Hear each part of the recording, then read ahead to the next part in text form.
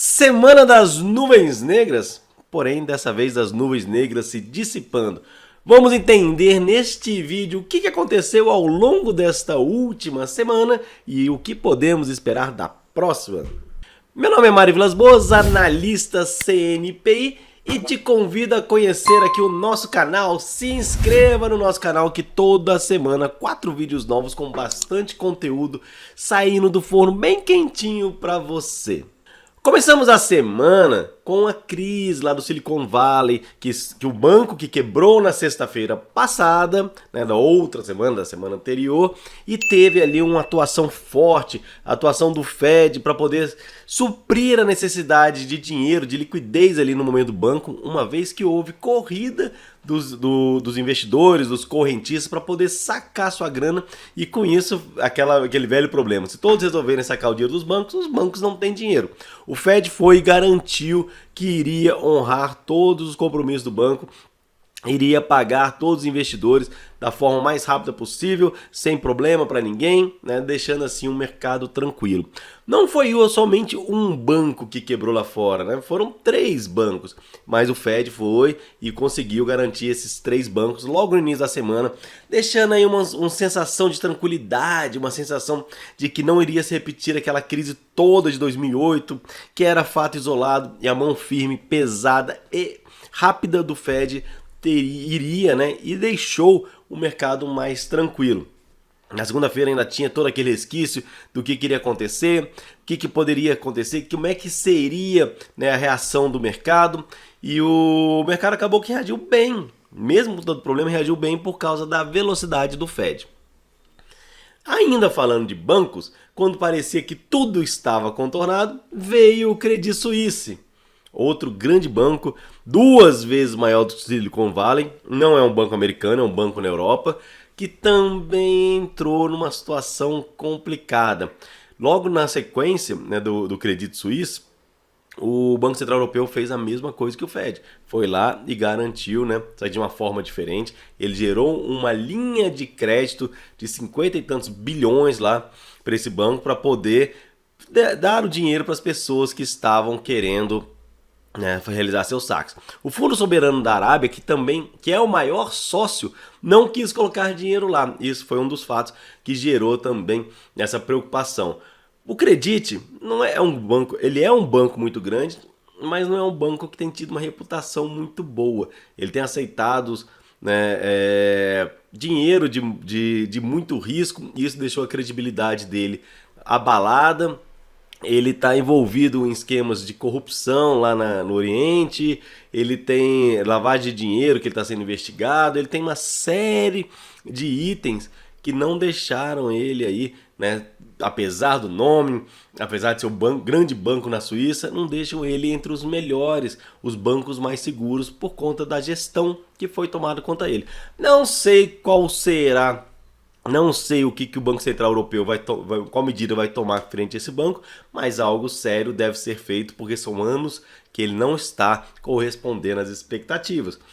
Felizmente, não espalhou essa crise para o restante do setor. Tanto o Fed quanto o Banco Central Europeu, né, na verdade o Banco Suíço, o Banco Central da Suíça lá, foram rápidos, eficientes em diminuir, em reduzir, em controlar essa possível crise que poderia espalhar o mundo afora e gerar uma quebradeira geral aí nos bancos, que não seria nada bom para ninguém. Um outro dado interessante, olha só, foi o tapering. A gente já falou muito sobre o tapering aqui no canal, já falou muito sobre o tapering, que era a redução dos estímulos que o Banco Central americano trouxe ao mercado desde a crise de 2008, na casa de 9 trilhões, e ele falou que iria reduzir, né, todo mês um pouquinho, ele fazendo recompras, né, de títulos todo mês para poder diminuir essa liquidez. É uma das formas de controlar a inflação, né, retirando dinheiro do mercado, né, desse dinheiro que já tinham injetado lá atrás, era uma das formas. Ele reintroduziu na economia 300 bilhões agora. Foi metade do que ele tinha tirado, só para poder controlar esse início de crise. Ou seja, a inflação também vai ser impactada aí para os próximos dias, porque voltou a ter mais dinheiro no mercado, né? Por conta da crise bancária. É necessário, sim, mas isso impacta diretamente nas decisões que eles vão tomar na semana que vem. A super quarta, que tinha expectativa de um aumento de 0,5% na taxa de juros, os analistas lá fora já estão colocando esse aumento para 0,25%. E mais interessante, apostando já na redução da taxa de juros no segundo semestre desse ano. Ou seja, parece que lá vai chegar ao fim essa alta da taxa de juros. Não sei como que eles vão combater, não sei como que eles estão vendo aí todo esse impacto da quebra do Silicon Valley, desses problemas no setor bancário como um todo, como que eles estão vendo. A ata do FONC vai ser extremamente importante para a gente entender os próximos passos. Ou seja, daqui para quarta-feira, muita especulação no mercado, e na quarta-feira, quando sair essa nova taxa, vai ter mais especulação até a gente ver o Powell falar e principalmente a ata ser divulgada para que a gente possa olhar nas entrelinhas, para que possa olhar ali com detalhe e entender tudo isso, como tudo isso vai impactar os mercados. Mais importante do que entender o que aumenta a taxa de juros do Fed, é como isso impacta os nossos investimentos e o nosso dia a dia. Aqui no Brasil, a gente está tendo para a próxima semana o PT programando passeatas contra a taxa de juros aí do Roberto Campos Neto, para forçar essa redução da taxa de juros. A gente tem a divulgação do arcabouço fiscal na semana que vem. A gente tem a taxa Selic sendo divulgada também na semana que vem. Essas mudanças do cenário lá fora podem sim favorecer a redução da taxa de juros para a gente aqui. Apesar que o Banco Central é extremamente técnico, tem autonomia e tem a obrigação de perseguir a meta da taxa de juros. Eu particularmente acredito que deve manter a taxa de juros e eles darem um viés de redução caso determinados fatores aconteçam.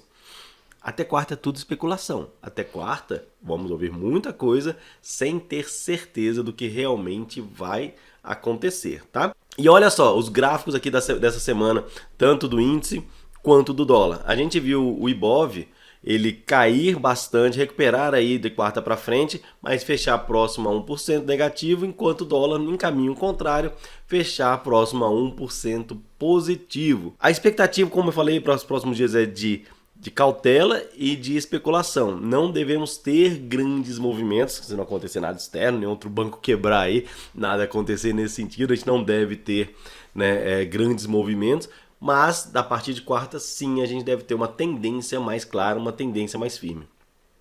E outro destaque aí para a semana, um destaque positivo da semana, foram as criptomoedas, né? O Bitcoin que se recuperou, olha o gráfico dele como é que tá, né? Conseguiu se recuperar já valendo mais de 150 mil reais, bastante para quem estava apostando que ele ia cair, que o chão era o limite. Agora o pessoal volta a falar que o céu é o limite. É muito rápido essas mudanças aí do Bitcoin, mas ele se dá muito justamente quando começou essa crise aí do setor bancário, voltaram a vender a ideia, e é para isso que o Bitcoin foi criado, de ser uma moeda de proteção, né? Não uma moeda de proteção como a gente conhece tradicionalmente, mas sim uma moeda de proteção ao sistema bancário como um todo, ao sistema financeiro como um todo, aonde, em caso de colapso, as negociações passariam a ser feitas todas no mundo inteiro em criptomoedas, né? Então, por isso, trouxe de volta a atenção aí dos investidores para comprarem novamente Bitcoin, para se manterem aí